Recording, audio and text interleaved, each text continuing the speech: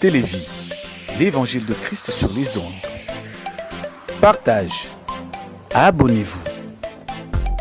Everywhere, partout dans le monde. Jésus-Christ est Seigneur.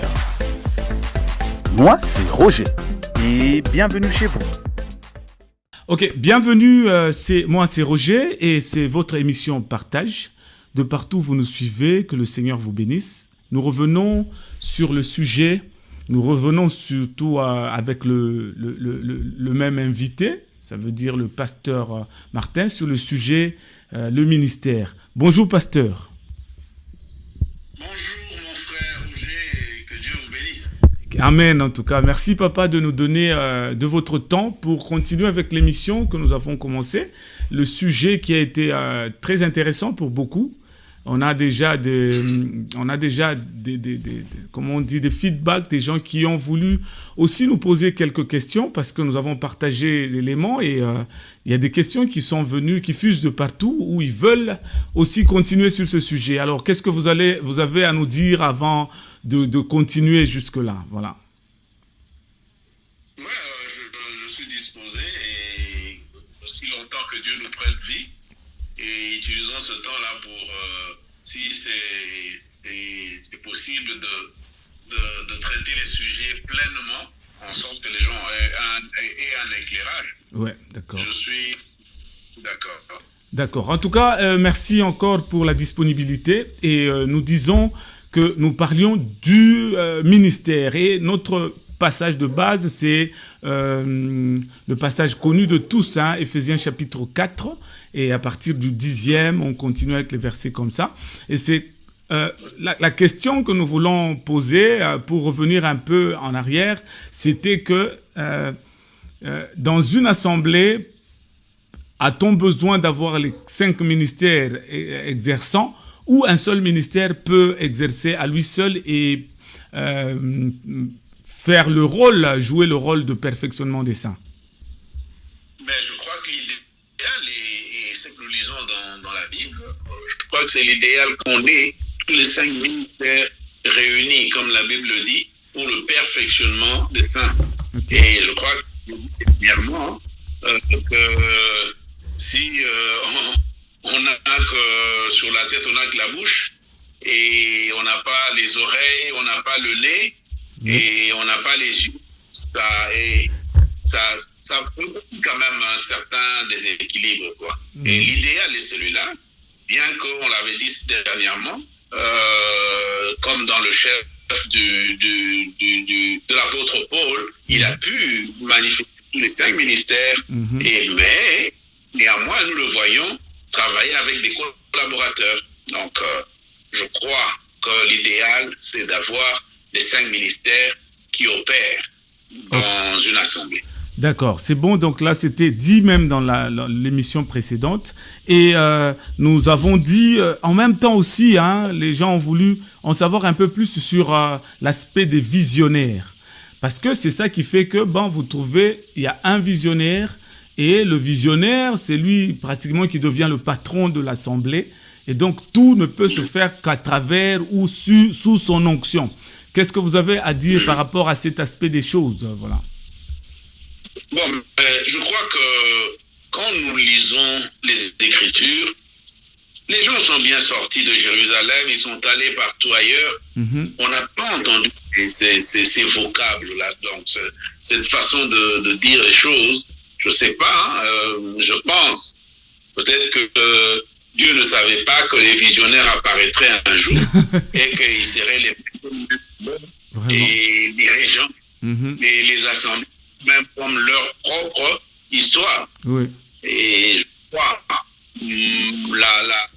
on peut expliquer les choses de telle manière. Dieu peut me donner une indication disant que voilà, va dans tel pays ou bien va dans telle ville. Oui. Et ça, et la vision principale, c'est aller gagner les âmes. C'est la personne que Dieu envoie ne devient pas ipso facto le responsable incontournable. Et je pense que cette personne, si elle veut utiliser la Bible, Dieu va pouvoir. Je crois que j'avais donné cet exemple-là. Dieu envoie Moïse chez Pharaon, Oui. adjoint Aaron. Ouais. Et bon, que Dieu peut me donner une orientation et il ne va pas me laisser aller travailler seul. Certainement le même Dieu là qui connaît cette mission-là, il pourvoit. On sait que j'ai la main d'association d'autres ministères qu'il a lui-même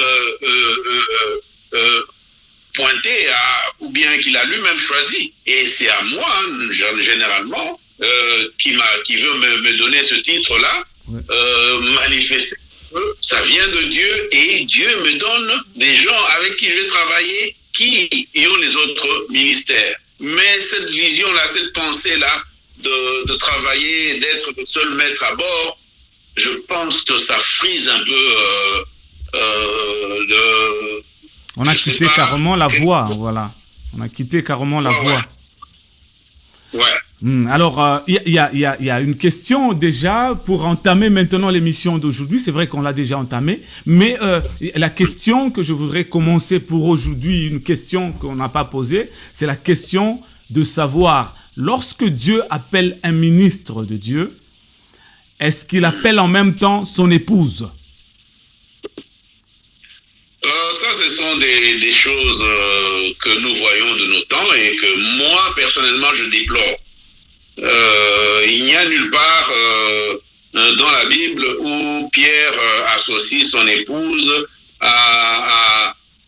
au ministère, et je ne sais pas d'où est-ce qu'il trouve ce genre de choses, mais je dis simplement que je les appelle carrément que ce sont en quelque sorte des mondanités qui sont entrées dans l'œuvre de Dieu. Non, mais quand vous dites, quand vous dites, pasteur, c'est un homme d'onction, c'est lui que Dieu a appelé, et donc par ricochet, il fait une même chair avec son épouse. C'est que autant que lui est pasteur, on constate que après un temps, la femme du pasteur, elle devient aussi maman pasteur, et à un moment, on fait aussi la théologie. Je ne sais pas votre avis par rapport à la situation, et du coup, on l'a consacrée aussi, elle devient pasteur.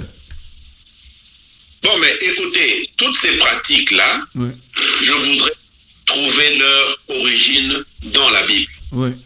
Ouais. Mais aussi longtemps que je ne la trouve pas dans la Bible, ça me laisse un peu perplexe et sceptique. Hein, et que maintenant, tous les pasteurs, leur épouse deviennent des mamans pasteurs. Ce sont des choses qui ont vu le jour, je pense seulement, avec... je regrette, avec nos églises de réveil, soi-disant. Donc, non, mais ok. Oui. Ça n'empêche pas que Dieu ait un appel particulier à l'endroit de l'épouse du pasteur. Là, ça devient toute une autre chose. Mais que, puisque moi, je suis le visionnaire, je vais choisir les gens et commencer à les oindre, et de ce fait, ils deviennent... Non, l'appel vient de Dieu, l'appel ne vient pas des hommes, l'appel ne vient pas des hommes, c'est Dieu qui choisit. Puisque nous avons lu, il a fait des uns comme... Oui. Donc, pour avoir une vision plus équilibrée, je ne vois pas là où on adjoint Pierre pour son ministère, on lui adjoint sa femme. Je ne vois pas ça. Bon, peut-être que la femme de Pierre était plus timide, et par rapport à leurs coutumes, parce que les choses ont évolué quand même. C'est que on constate quand même qu'aujourd'hui, les femmes, avec l'histoire de la parité, c'est que les femmes aussi ont la même valeur que les hommes. Ça veut dire, je ne sais pas si vous comprenez à quoi je fais référence en termes de parité et autres.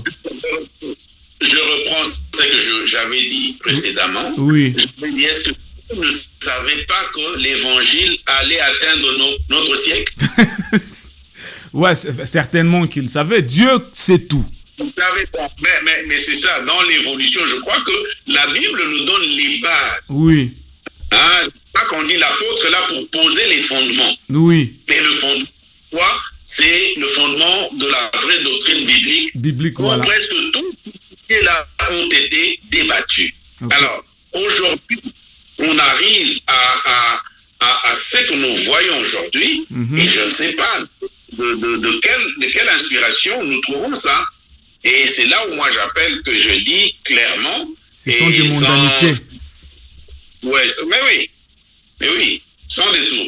Alors, pasteur Martin, je suis tenté de reposer encore cette question. Permettez quand même que nous voulons avoir des éclaircissements parce que l'émission s'intitule « Partage ». Nous voulons que ce partage ne puisse pas avoir d'ambiguïté dans la manière de répondre. Quand nous avons posé la question et que nous sentons que peut-être l'angle que nous avons pris n'a pas suffi pour que vous puissiez vous exprimer clairement, nous pensons revenir sur la question sous une autre forme. Alors, nous voulons savoir un peu, pasteur, nous parlons de ministère. Que dites-vous de ce que nous voyons aujourd'hui où il y a un homme de Dieu qui... Il y a un ministries. You know about those kinds of... themes, c'est que les gens ils disent, vous comprenez quand même à propos de ces thèmes-là où on dit Roger Ministries, Martin Ministries. Ça veut dire c'est le ministère de Martin, ce n'est plus l'église. Qu'est-ce qui se passe? Est-ce que vous pouvez, qu'est-ce que vous dites si vous avez déjà été en face de ces choses-là? Oui, j'ai grandi dans ces choses-là, et je pense quand quelqu'un se dit que c'est son ministère, et vous allez voir, surtout qu'aujourd'hui, on doit enregistrer entre guillemets ministères, avoir une personnalité civile et tout ça. Oui. Ça appartient à la personne. Il est seul maître à bord. Et moi, je ne vois pas cette façon de faire. Regardez, Paul va commencer une église à Éphèse, par exemple, ou bien ouais. Et ce n'est pas lui qui est là, qui trône en maître. Au contraire, il est là, il surveille l'évolution spirituelle de ces gens-là. Et il a aussi longtemps qu'il a déjà posé le fondement réel et le fondement doctrinal qu'il faut. Il laisse les gens croître. Ouais. Et quand à voir aujourd'hui ce que ces ministères représentent, souvent c'est, regardez, quand la personne qui pensait va mourir, c'est une guerre qui se déclenche là, et ça va revenir à ses descendants, à ses enfants, et tout ça. Nous voyons tous les 2 ans que ça produit. Hein? Oui, mais pasteur, il y a des soubassements bibliques où il y en a qui nous disent que non, écoutez, même Paul, il disait saluer l'église qui était dans la maison de tel. Ils ont cité un nom. Et finalement, on part du principe que comme l'église était dans la maison de tel et tel, c'est ainsi que c'est considéré que c'est Roger Ministries, c'est Martin Ministries. Et donc, voilà, qu'est-ce que vous en dites? D'accord. Regardez, c'est hasardeux des déductions comme ça. C'est vraiment hasardeux. Ouais. Et quand... non, mais puisque, écoutez, quand nous parlons de l'église, ce n'est pas un endroit. Oui. Ce n'est pas un endroit. L'église, c'est l'assemblée des... C'est le corps. Oui. Alors, quand les gens s'assemblent dans ma maison, c'est nous qui avions un peu déformé le sens du mot église. L'église n'a jamais fait référence à un bâtiment ou bien à un endroit. Ouais. Mais quand on dit l'église qui est dans sa maison, je crois que c'est l'assemblée où les gens se réunissaient. Oui. Ouais. Oui. Alors ça ne fait pas référence à un bâtiment ou bien à un endroit quelconque. Alors. Et quand on veut prendre, comme j'ai dit là, ça c'est vraiment hasardeux. Ouais. En tout cas, quand vous dites c'est vraiment hasardeux, ça veut dire que c'est des soubassements, enfin, ça veut dire on prend des passages qu'on veut faire dire ce que ces passages ne disent pas. C'est ça le grand problème de nos églises, de nous les églises, ok, je peux dire c'est le vrai problème du monde actuel, du monde présent. Ah, donc ce principe-là, enfin, cet aspect des choses, on le voit partout en ce moment. Ouais. Alors, Écoutez. oui. Allez-y, pasteur, allez-y, je vous écoute. Écoutez, sans qu'on ait à se voiler la face, oui. Nous connaissons la réalité. Il ne faut pas dire les choses à demi-mot. Nous connaissons la réalité, comment ça se passe. Voilà pourquoi nous posons des questions ouvertement, voilà. Oui, mais je pense. Regardez la rigueur avec laquelle Paul essaie de redresser certaines choses. Il n'a pas fait de sentiments. Alors, pasteur, il y a une question là. Dans l'exercice du ministère, parce que je pense que ce sujet, il est tellement houleux qu'il y a des questions qui viennent. Alors, une question là, c'est par rapport à l'exercice du ministère.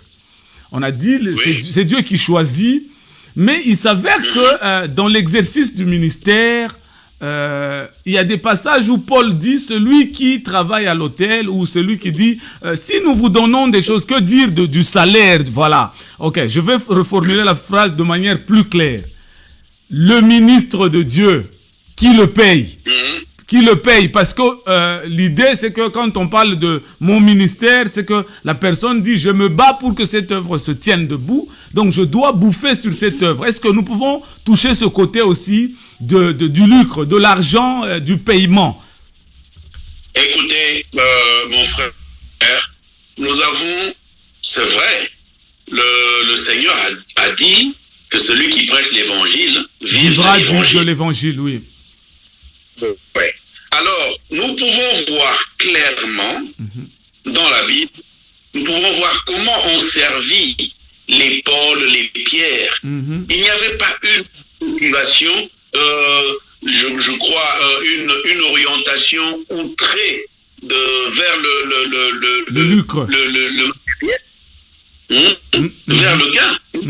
Pas cela. Et je pense plutôt, Paul dit ceci, j'ai travaillé de mes propres mains, voire à besoin et aux besoins de ceux qui m'entouraient. Alors, je pense que la loi que nous devons observer, c'est celle-là même que nous voyons déjà dans l'Ancien Testament quand la main tombait. On dit que de sorte que qui n'a pas, reçoivent de celui qui en a. Voilà. Et nous voyons, dès la fondation de l'Église, quel esprit animait ces gens-là. Et il est dit clairement qu'ils n'ont pas, chacun ne considérait pas ses biens en propre, mais qu'est-ce qu'il faisait? Il mettait tout en commun et partageait selon le besoin de chacun. Est-ce qu'on peut le faire aujourd'hui? Le partage, il est... Mais non, écoutez frère, on peut être visionnaire ou bien, mais nous devons savoir apprendre à appliquer cette loi de l'équilibre pour tous ceux qui sont à l'œuvre et qui travaillent d'une manière... Bon, la motivation, ce n'est pas l'argent. La motivation n'est pas l'argent. Non, mais pasteur, sans vous couper, sans devoir vous couper, vous allez continuer, mais Dieu ne parle pas à tout le monde du coup, il passe par un individu. Même dans l'Ancien Testament, on a vu que Dieu parlait par Moïse. C'était lui le leader, donc c'était à lui de gérer les choses. Mais si aujourd'hui vous voulez refuser le côté du père, c'est lui qui est à la tête, le leadership. Pourquoi est-ce que vous voulez refuser le leadership où c'est lui le chef qui doit coordonner les activités? On nous dit que le pasteur, c'est lui qui coordonne les activités, qui nourrit la bergerie. Alors pourquoi est-ce que vous allez vouloir que le berger mange comme ceux-là qui sont sous sa direction? Le leadership. Mais écoutez, je viens de vous donner l'exemple de Paul. Oui. Qu'est-ce qu'il dit? J'ai travaillé de mes mains pour pouvoir aux besoins de ceux qui étaient avec moi. Alors, je sais, il y a des versets qui disent, bon, celui qui se donne à l'enseignement qu'il a, ou bien qu'il a droit oui. à la double, à la double, au double honneur. Double honneur, voilà. Oui, mais je crois que tout cela doit se faire dans l'équilibre. Non mais pasteur, comment voulez-vous que le berger puisse s'habiller de la même façon que les brebis qu'il est en train de gérer? Il doit quand même voyager pour aller avoir des contacts avec d'autres ministres sous d'autres cieux. Comme ça, quand il rentre, il a de l'onction, il est impacté par tout ce qui se passe dans des milieux comme par exemple aujourd'hui on a le Nigeria. Hein, par exemple, pour nous en Afrique ici, il y a cet aspect de dire qu'il faut aller en contact avec des pères qui ont prouvé que voilà, c'est l'œuvre de Dieu qui bénit. Et voilà, parlez-nous un peu de ces choses. Non, écoutez, le modèle américain n'est pas le modèle biblique. Le modèle nigérien, ce n'est pas nécessairement exclusivement le modèle. Écoutez, nous on vit ici et nous voyons comment les églises se sont muées carrément en entreprise financière. Et c'est devenu un modèle ici. On n'hésite pas à tout ce qui produit l'argent, tout ce qui produit le lucre. On n'hésite pas sur ce modèle-là. Non, mais pasteur, j'ai l'intention de, en tout cas, excuser ce terrain. Il est très glissant. Parce qu'entre nous soit dit, au jour d'aujourd'hui, l'Église, il y a des millionnaires. Hein. Dieu veut faire que ses enfants soient des millionnaires, des milliardaires. Vous voulez que des millionnaires qui viennent à l'Assemblée, quand ils donnent leurs dîmes, que ça ne puisse pas élever aussi la tête. Parce que l'onction commence par la tête. C'est comme l'huile descendant sur la barbe d'Aaron. On commence par Aaron, le souverain sacrificateur, quand ça descend jusqu'aux autres. Écoutez, frère, je crois que je peux dire clairement que la puissance de l'Église ne se trouve pas dans l'argent. Non, mais l'évangile sans argent, c'est compliqué, pasteur. Il y a les avions à prendre. Non, écoutez, l'évangile sans argent, est-ce que Dieu a besoin des vrais chrétiens ou bien quand vous dites que l'Église a prospéré, a réussi, oui. Quelle est la norme? Prospérité. C'est seulement l'argent? Non, mais la norme, normalement, c'est avoir accompli la mission que Christ a donnée aux disciples. Écoutez, aujourd'hui, la norme, et puis quand on fait référence à la bénédiction, on ne fait référence qu'au matériel. Ce n'est pas normal. Hein? Quand Jacob a été béni par son père, oui. Combien d'argent il a emporté avec lui?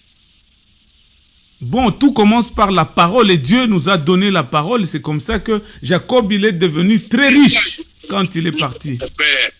Il est devenu très riche.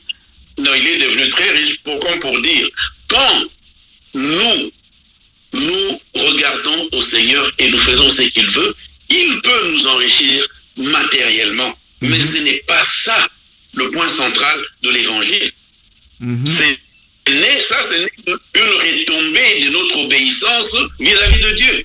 Alors, pasteur, qu'est-ce que vous avez à dire? Les minutes qui nous sont imparties sont presque écoulées, mais j'ai l'intention de revenir sur un passage là qui dans 1 Timothée chapitre 6. Dès qu'on est au niveau du verset 6, je pense. La Bible dit, c'est en effet une grande source de gain que la piété, le contentement. Car nous n'avons rien apporté dans le monde et il est évident que nous ne pouvons rien emporter. Si donc nous avons de la nourriture et ainsi de suite, et ça fait. Et à la fin, on dit aux serviteurs de Dieu de fuir la richesse. Je ne sais pas si vous avez déjà lu ce passage où il dit combat le bon combat de la foi et tout ça. Pour toi, homme de Dieu, le verset 11. Écoutez, l'évangile a les yeux maintenant tournés sur la vie terrestre. Et ça, puisque le même Paul, il nous dit, si c'est seulement dans cette vie que nous espérons en Dieu, ouais. Nous sommes les plus malheureux, les plus malheureux. Amen. Et aujourd'hui, tout est orienté, matériel. Articulé, oui, au matériel. Ce n'est pas normal. Ce n'est pas normal. Et je pense que quand nous allons changer la vision des choses, nous verrons que nous allons beaucoup plus, comme on le dit dans la Bible, hein, c'est Paul qui le dit, oui. Affectionnez-vous aux choses d'en haut. D'en haut. C'est dans Colossiens, oui. Là où le Seigneur est assis à la droite du Père, oui. Parce que je vois que le temps est presque parti et je peux dire imbibé de capitalisme, je ne pense pas que ce n'est pas biblique. Alors, merci beaucoup, Pasteur Martin. Je voudrais vous donner juste 3 à 4 minutes pour terminer en conclusion pour la partie d'aujourd'hui, parce que on a touché un aspect des finances qui fait couler aussi beaucoup d'encre. Qu'est-ce que vous avez l'intention de dire, ou ce que nos téléspectateurs peuvent retenir face à cette émission d'aujourd'hui? Au-delà aussi, il faut un petit résumé par rapport à tout ce que vous avez reçu comme question. Oui, je pense que le point central ici est que nous devons revenir à la règle biblique. Alors, quand tout ce que nous voyons aujourd'hui, ministère par là, ministère, je pense que les gens, si ils entrent en eux-mêmes, ils verront que nous avons besoin d'une certaine réformation. Nous devons rectifier le tir, et surtout que la Bible nous a avisé comment seraient les temps dans lesquels nous allons vivre. Et ce même Timothée, là, tout à je crois, la Bible dit expressément ce que nous allons vivre. Et nous voyons, les gens sont particulièrement amis de l'argent. Et tout ce qui est tourné vers le matériel, et quand on exhibe le matériel, c'est là où on est pris en considération, on est adulé et tout ça. Mais je pense que, regardez l'attitude de Pierre vis-à-vis de celui qui a voulu tromper les gens à propos de l'argent. Oui. Oui. Ananias, oui. Puis, lui a dit, va périr toi et ton argent. Et ton argent. Et je crois que nous devons changer d'attitude, notre façon de voir les choses par rapport au bien de ce monde. Alors, je veux bénir, mais en content. Ok. J'avais lu le verset dit, c'est une source de gain, mais avec le contentement. Oui. Alors, en conclusion, frère, comme je l'ai dit, cet évangile imbibé de capitalisme, je ne pense pas que ça s'aligne sur la Bible. Alors, concrètement, vous voulez dire que les serviteurs de Dieu qui sont attachés à cette attitude, sont attachés à l'argent ou au gain, ils doivent revoir leur manière de marcher. Humblement, on les dit humblement, et quand on présente l'argent comme le seul signe de bénédiction, je ne pense pas que c'est vrai. Alors, qu'est-ce que vous pouvez nous dire en 1 minute par rapport au ministère de la femme du pasteur, qui est pasteur aussi, et du coup, on trouve que si ce n'est pas le pasteur, c'est sa femme. Ok, ce que je dis, c'est cela. Si la femme a reçu un appel, ça n'empêche pas. D'accord. Ça n'empêche pas qu'elle passe aussi à son mari. Voilà. Mais faire sembler, elle occupe cette position-là par la suite de son mariage, je ne pense pas. En tout cas, merci beaucoup, Pasteur Martin. Merci, c'est à partir des États-Unis. Nous, on est en RDC, c'est Télévie Congo. Et nous bénissons vraiment toute l'équipe technique de Télévie Congo et Télévie de par le monde. Et nous saluons les frères qui sont de l'autre côté des États-Unis, de la Côte d'Ivoire, et nous disons à la prochaine pour une émission. Et comme le pasteur Martin nous a rassuré de sa disponibilité, nous pourrons encore le joindre par téléphone, et nous allons faire un pas par duplex, et puis nous allons continuer avec nos émissions. Merci beaucoup, pasteur, et au plaisir. Que Dieu vous bénisse.